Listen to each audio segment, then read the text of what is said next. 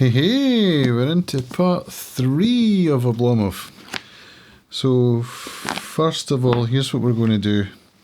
I'm going to do the same as I've been doing, recording daily chapters, but I'm going to be putting them out on YouTube as unlisted. So if you want to see them daily, they'll be going out on my Substack over at camscampbellreads.substack.com. There'll be a link below, so that I'm not bombarding my YouTube viewers with daily Oblomov videos, because that seems to be not too popular. I'm losing subscribers over it, and I know it's my channel. I do what I want, and the audience finds, hopefully, the content. There's a match. The algorithm's designed to do that.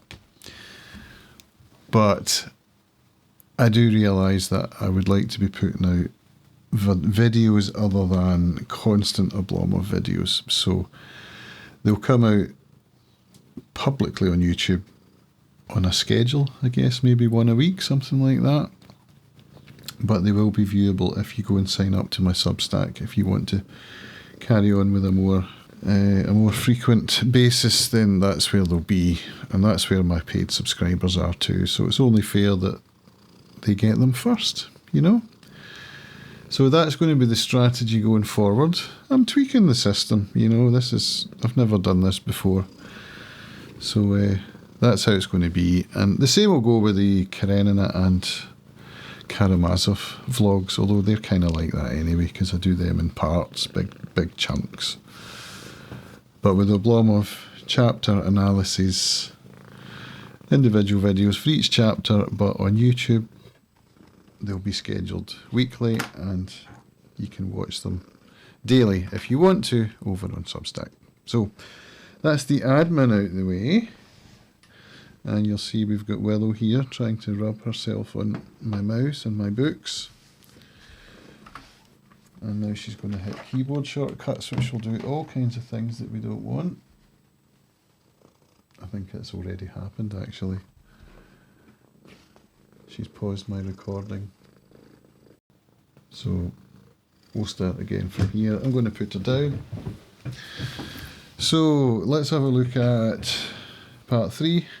Chapter 1. Very short. We've got Oblomov going home feeling elated after Olga accepts his proposal of marriage.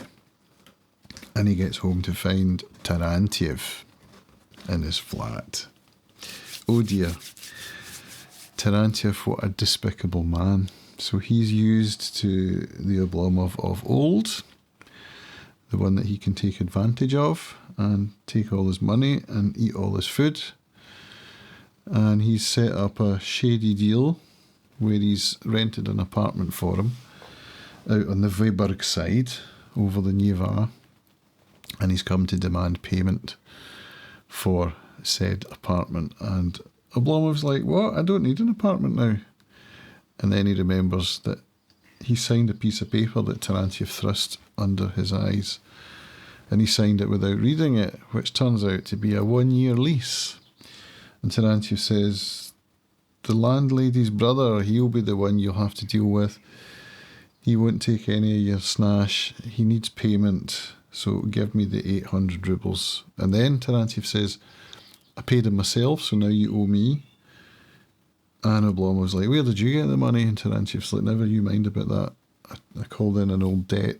So Tarantyev's totally at it. And then he's like, yeah, Zachar wouldn't feed me, wouldn't give me a drop of vodka. And then Zachar comes in, and he's like, Zachar stands up to him, says, where's that waistcoat and shirt that we lent you? And Tarantyev's like, what are you on about? I gave you it back, you old thief. You've sold it for booze. So he's not a nice guy at all, and he's trying to take advantage of Oblomov, but Oblomov is now a different person.